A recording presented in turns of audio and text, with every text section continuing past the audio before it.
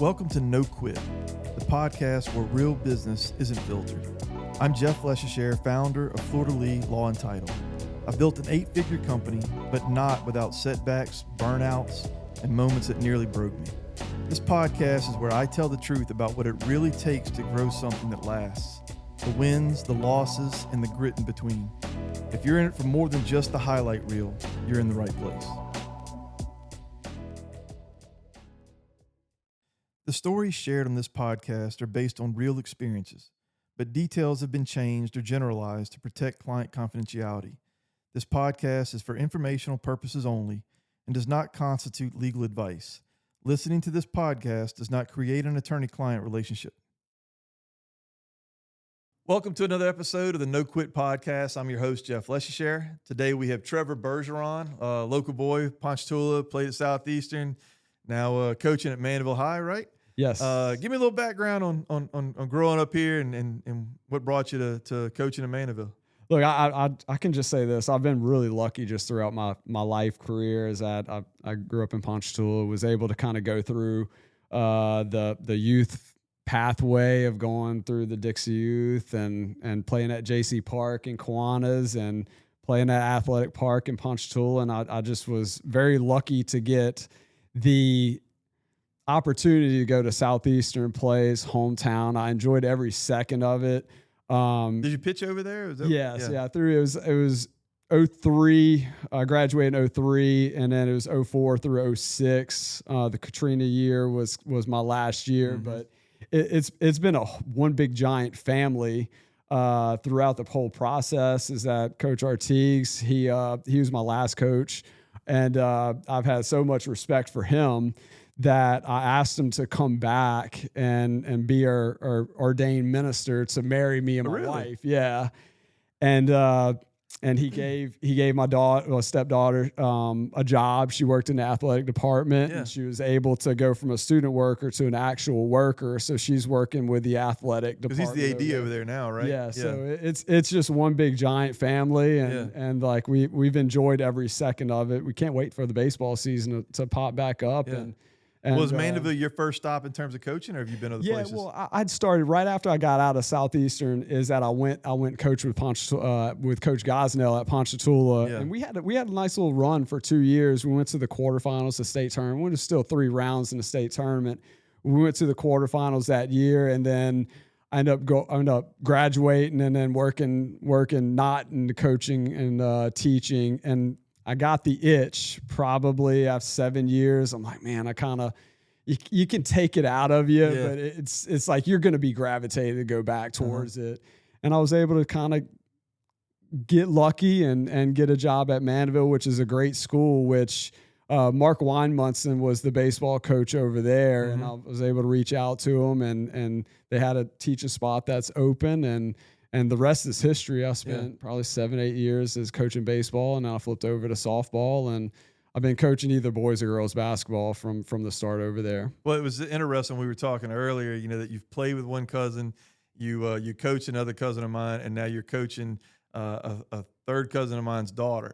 Yeah, it is. It is a full circle with everything. Is that it'll follow you over there, and we go back with Mia Bayham is that whenever I kind of started to figure out like, she was going to come to Mandeville, I was like, holy smokes, this is great. And then all of a sudden, and we reached out with Stephanie. I'm like, hey Stephanie, is she going to come to Mandeville? And she's like, yeah, we're living out in Madisonville. Yeah. So Steph's a big watcher of the podcast. She's one of the family members that always reaches out after she's watched it. So I know she'll be watching this one. And happy to hear Mia was and she knew. I mean, Mia's such a great athlete. It's a great catch for the school in both soccer and softball. But I do have to apologize if you had to coach my cousin Neil for a little bit though. Neil can be a handful. He's a jokester, a lot of fun. But as a coach, I don't know if I'd want to coach him. It was entertaining. It could be in a good and a bad way. Is that sometimes it'll be you're going to laugh at, and the other times is like just. All right, get on the line. You're going to start running. Yeah. Well, what is it you teach over there too, by the way? I teach business. I started teaching government, and probably about 2 years into it, they came to me and they were like, hey, you have a business background. You worked at a bank for a while. Like, would you teach business? I was like, oh, absolutely. Yeah. And I really do enjoy it because it wasn't provided to us. Sure. Like we didn't really know. We had it in government where Not really though, yeah. a little bit touched the surface, but it's something that I always tell them, and I said, you're going to use this in 30 years. Like you might not use some of the other things in 30 years. I'm hoping that my former teachers don't get mad at me for it, but you're going to use a lot of the stuff because like you live in it. You live in business, whether you're working or whether or not you're owning a business, is that it's indebted in you and it's embedded in you for the whole time. Well, I was thinking as you were saying that too, the whole like using it, I don't know if that's these days, you got to be so careful with how you bring people in to not just schools, but around kids and stuff too. But like, I feel like there's so much of even just seemingly basic things that I know now as a business owner and a lawyer that I wish had been taught to students in high school when I was there, or that even was taught now. Like, you ever come across a situation where you need a volunteer to come in for a class or whatever, I'd be more than happy to like share some basic things that I think a lot of people should know, whether it's how to write your will or how to, what happens when someone dies with regard to a succession, or what a real estate transaction looks like if you're going to be buying a house. And there's a ton of other things, but I just feel like they're just kind of missing the point, sometimes in school with some real basic life lessons that. Yeah, and there's two things that I always tell the kids, and when we go through, and I like really scratch the surface, is that first thing we talk about is just the basic economic choices. And I'm like, all right, there's two major purchases that you are going to make one day. And I just ask them to see how much they know, and they actually know it. They're like a car and a house. It's two big things. And with the house thing is that I've been through the house purchasing process, but I don't know like all the insurance and. Well, that's the trouble too, is that you at most you might do it every 5 to 7 years, and that's if you're turning over houses fairly often, right? Some people buy a house and they never move out of it. My parents are living in the same house that they bought and brought me home in from the hospital. But I think that there's it's the infrequency too that leads to some of the lack of understanding. Right. Because in our world too, I mean, a lot has changed in 5 to 7 years in my business. So, if you haven't bought a house for 5 or 7 years, like the world is different. It's going to be different than even the one time you've done it once before. So I just throw that out there because I feel like, it could be helpful. It could be something that also intrigues people about, because I often get it. I didn't know that was really an area of the law. People often think it's just going to court and defending criminals or arguing, lawsuits or whatever.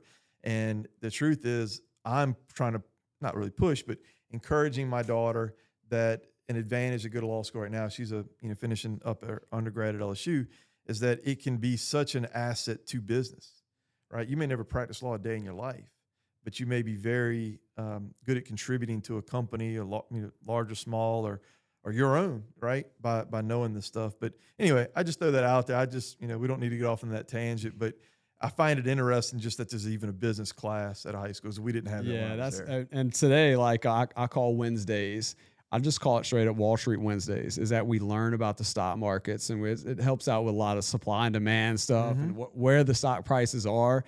And we're on like year 5 or 6, and the students absolutely love it. They're like, oh man, I made so much money on this. I made so much money on this. And you have all of these little side conversations that go in, and like another teacher could be like, man, this class is loud. But they're sitting there talking like, all right, man, I invested in McDonald's. I went up like $10, and then all of a sudden, and like, how many subjects are there that they get excited about? Yeah, and it's real tough. And the other day, like I was like trying to figure out, it's kind of like it's right before the Mardi Gras break. So like they've been at it for about 5 or 6 weeks. So you kind of get a little bit tired, and it was kind of on the eve of the Eve parade. So I was like, I'm trying to find an assignment.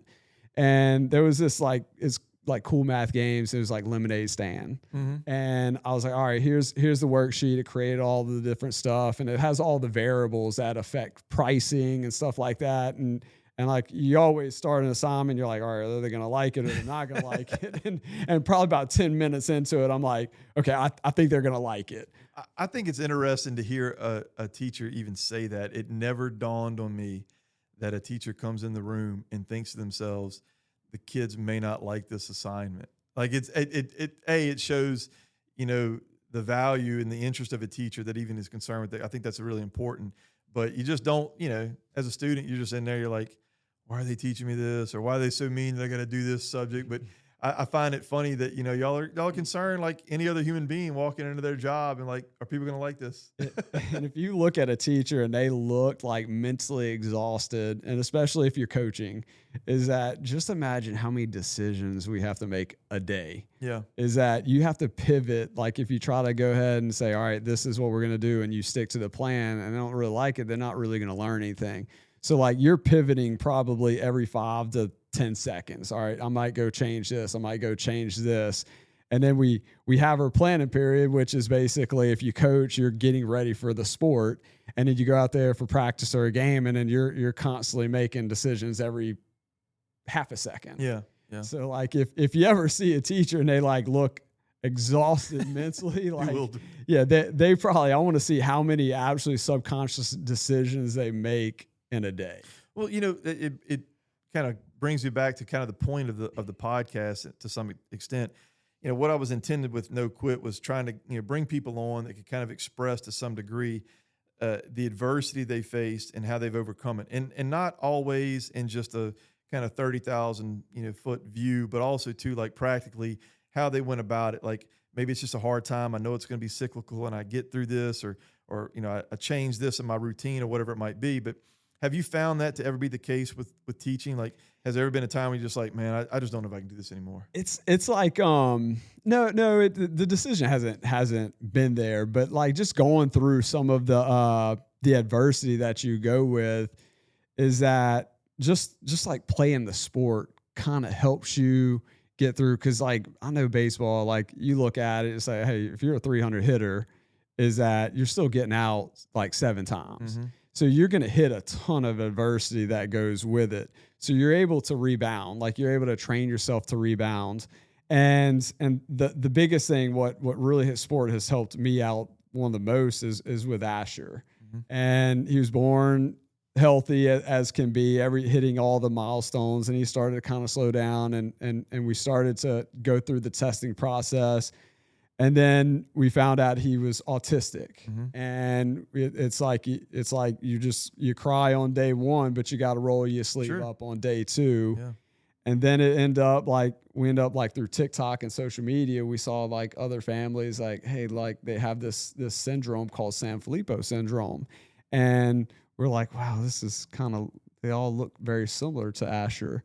And so we went through the testing process, and he ended up finding out that he did have Sanfilippo syndrome. So it's like you're going through, and it's like it's a gut punch every day. Mm-hmm. But like every day, like you gotta roll your sleeve up. Like you might at the end of the day you might go and you cry, but you have to roll your sleeve up every day. And that rolling that sleeve up, what does that look like? I mean, I'm sure it's researching online, buying books to read on the topic.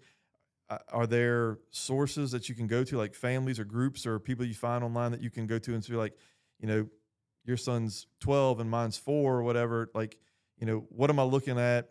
How do I overcome these obstacles? I mean, what does that look like? Yeah, and there's support groups with Sanfilippo, and it's not a very big club. Mm-hmm. How many people does it affect? Man, it is not. It is not. I want to say just in this state, maybe 3.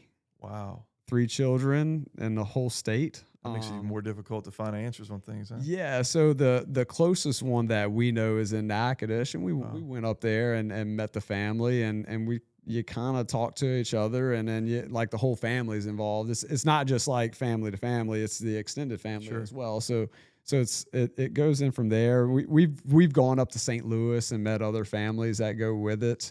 It's just not a very big club. It's. But do you find that going through some of the same things that y'all are having to? Yeah, and I do remember the first time where we did go up to St. Louis, and we had other families, and they were a little bit older.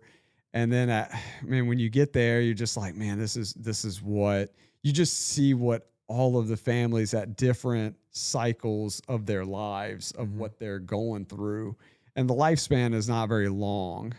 It's mid to late teens, so that already weighs in on you, and then you see what it's gonna look like, and I'm like trying to suck it up, and like I'm like getting kind of teary eyed, and I'm looking at my wife, and she's my rock, and she's keeping it together, so I was able to go through that, and it's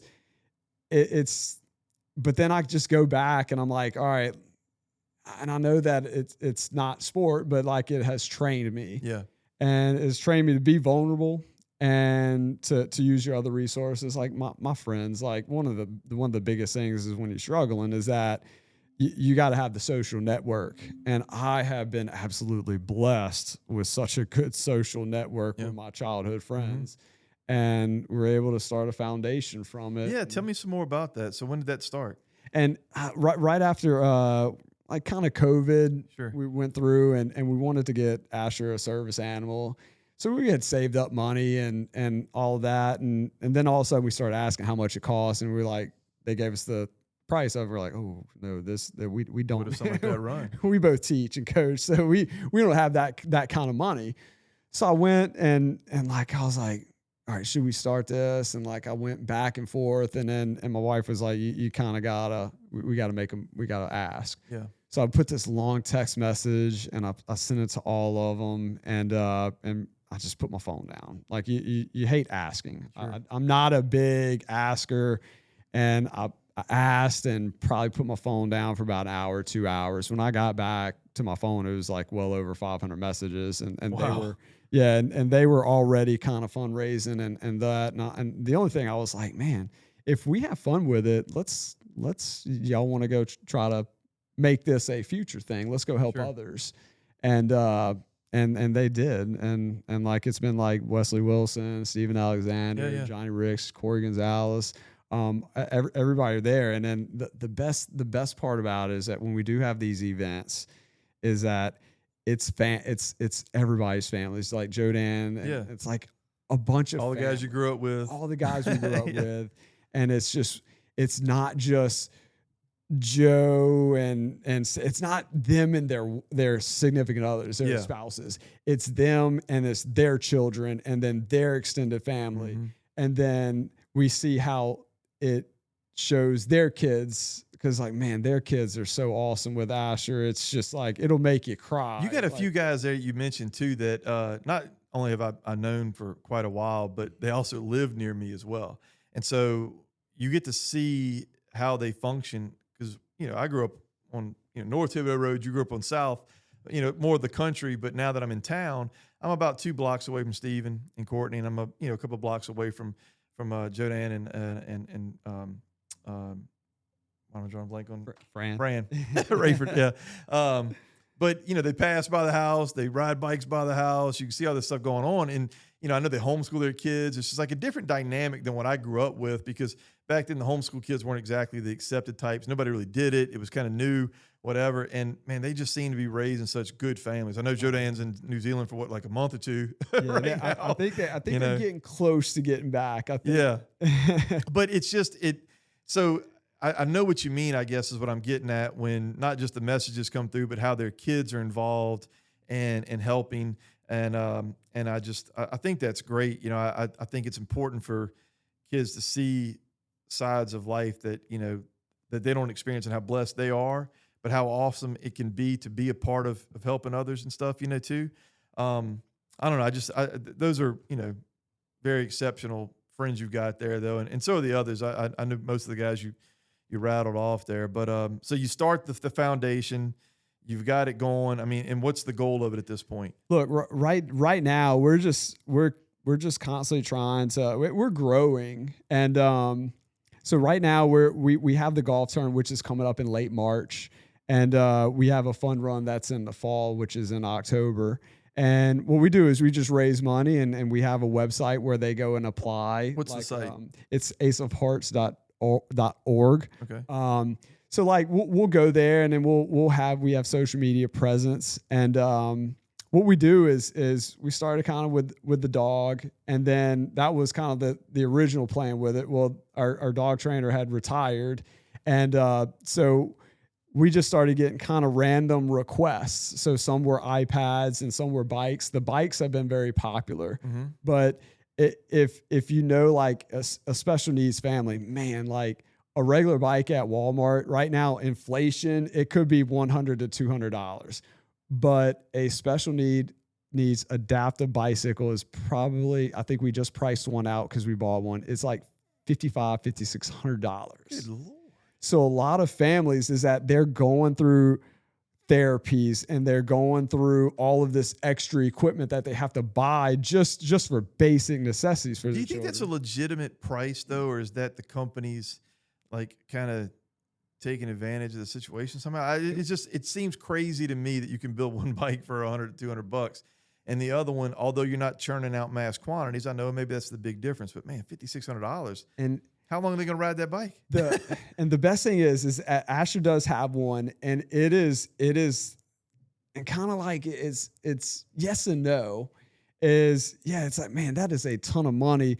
But then if you go look at the bikes, you'll see like it's all fully adaptive to their height, their weight, their strength, everything that goes with it. And then you start to kind of like, all right, this one. And then you say, all right, maybe it does.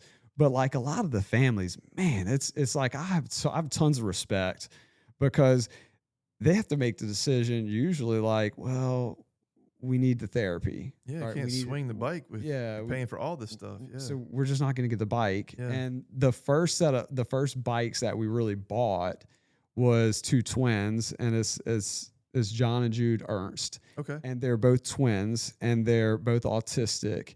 And like the biggest thing that we always wanted to do was like, we don't have a normal life. Like it's normal is not like, it's just different. Yeah. Like if we go to a restaurant, we're always on pins and needles on certain things. And then, but like bike riding is that a lot of times, like you'll see the kids, they ride up and down the street with the bikes. They get that experience.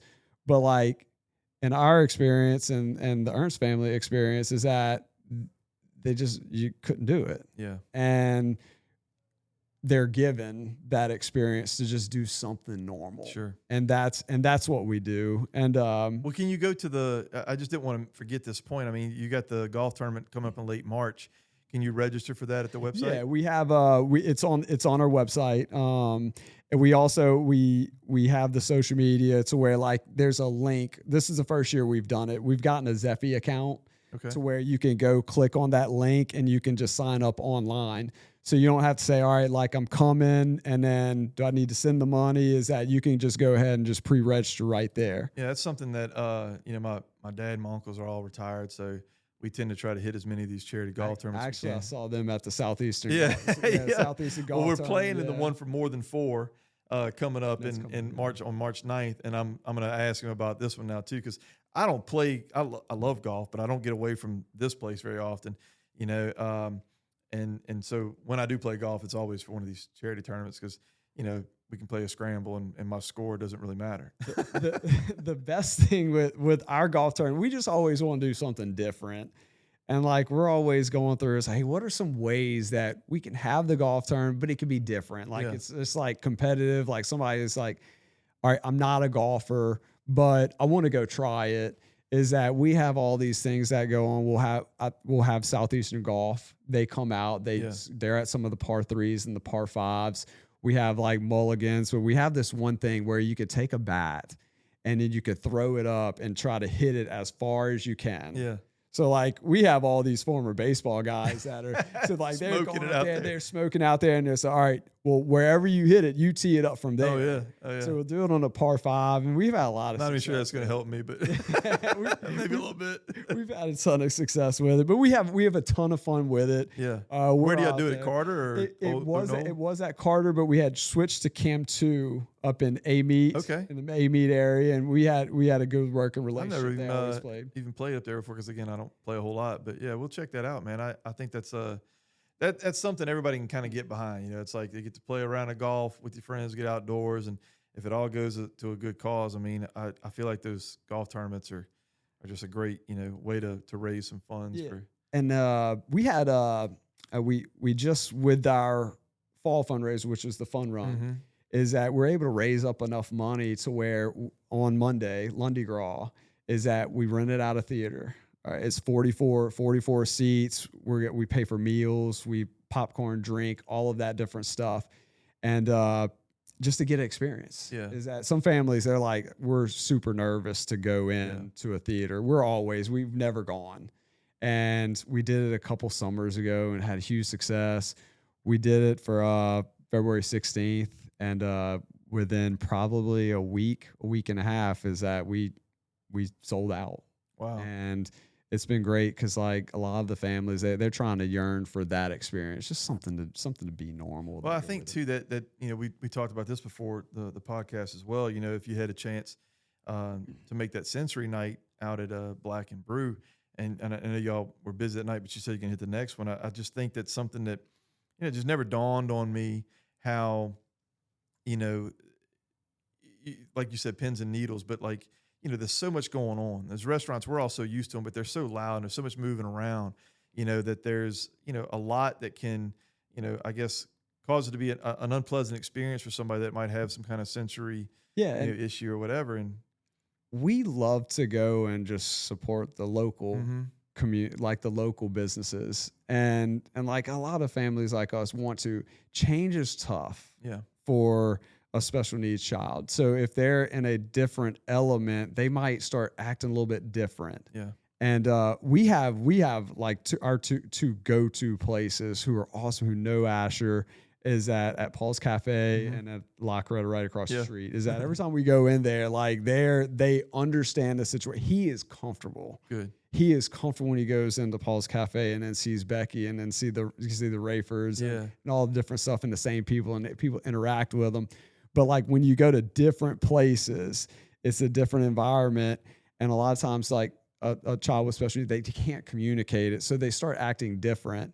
And that's where the disconnect is with it. And I love that they're doing it. We're definitely going to go next week. We saw some messages for it. Some people posted. Yeah, it seemed like when I saw on Facebook, they had a decent amount of people that showed up. And I mean, honestly, if it's like the kind of thing where, y'all had never gone to a theater, I imagine you're not going out to eat a whole lot. And so this is such a relief and good experience even for the families too, right? The parents and all the other kids, like they get to experience something they don't get to do very often, but unfortunately, this podcast, we kind of always, I feel like I may have to extend the time. I always get to the point where we're running short on time. And I did want to hit on two things before we let you go.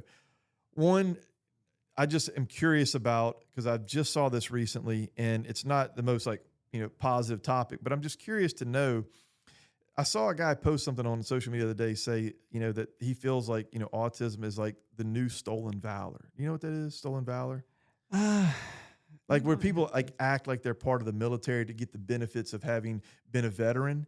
And he was the parent of a special needs child. And he was like, he feels like people are acting or using one little small eccentricity of their personality to sort of claim they've got this disability to benefit somehow from it. I'm just curious. Are you seeing that or hearing about that? Or it's sickening. I'm just curious. And I'm super glass half full with it. And like everybody and with autism, it's not a bottle of water. It's like everything has a shape and form of different things. And it's the way the communication comes out. And like you'll have, if I see like 20 different autistic individuals, is that they're going to be 20 totally different cases. Yeah. Okay.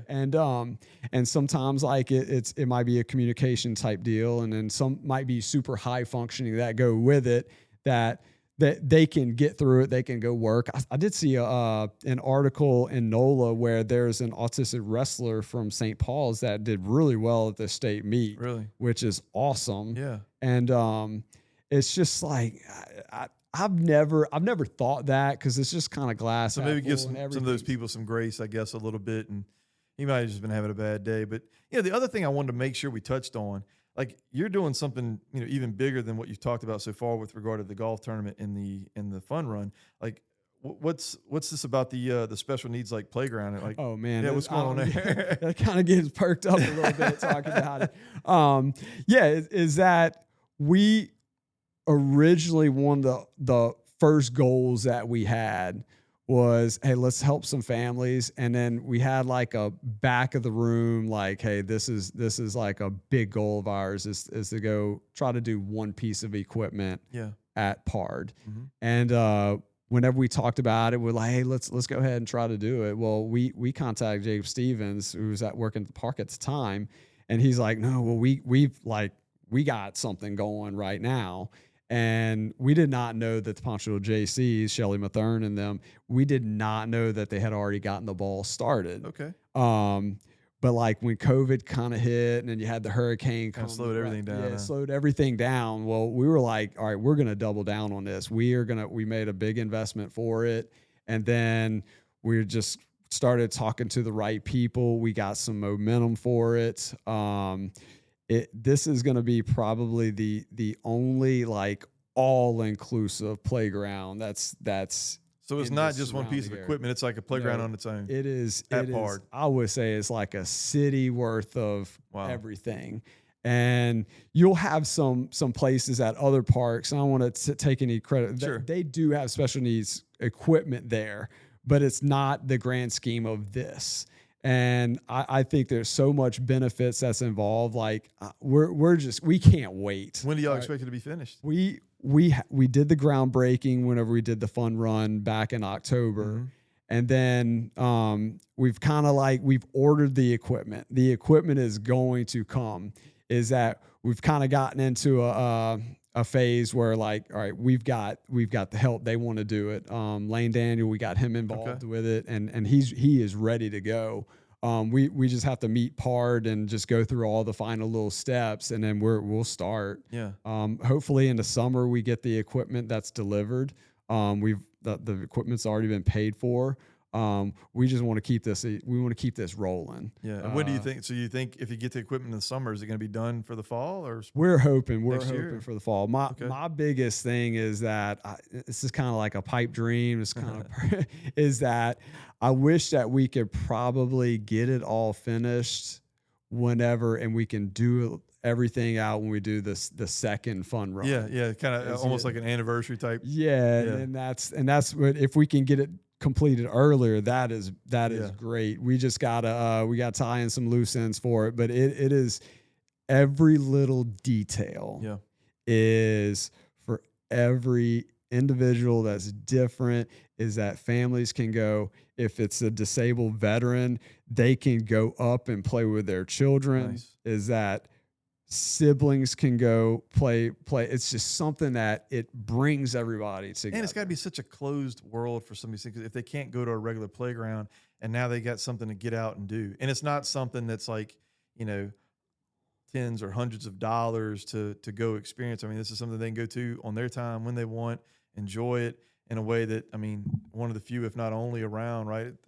It's a great thing, man. Congrats on putting that together and seeing that through, and to the JCs and PARD and everybody that's involved. It's just it's an incredible thing. I've got a donation I'm gonna make to you today before you go, and I encourage anybody, please visit the site and donate. And I've never heard of even a playground like that, so it's amazing. Yeah, and with our foundation, we kind of made it like ACE. ACE is Asher's nickname. Yeah, and we made it kind of like an acronym for it. A is just acceptance. All right, everybody's accepted, whether or not, if you communicate, whatever it is. We want everybody accepted. And C, that's the big one. It's the community thing. Mm-hmm. And boy, I'm blessed to grow up in a community and that encourages this, that goes in, and like when you need something, like they're there to help. Yeah. And then the E is just the encouragement that goes with all of that. Yeah. Well, man, look, I appreciate you coming on. I'm doing great things. I look forward to seeing y'all, not just at the golf tournament, but finishing out that playground. That's going to be great for kids that really need it. And congrats. And good luck to you in the softball season too coming up. Absolutely. Thank you. All right, man. Thanks for coming on. Appreciate it. That's it for today's episode of No Quit. If you're still showing up, still building, still fighting, I see you. Subscribe wherever you listen to podcasts and join me for more behind-the-scenes lessons on what it takes to keep going when most people would walk away. And remember, success isn't about getting it perfect. It's about not giving up.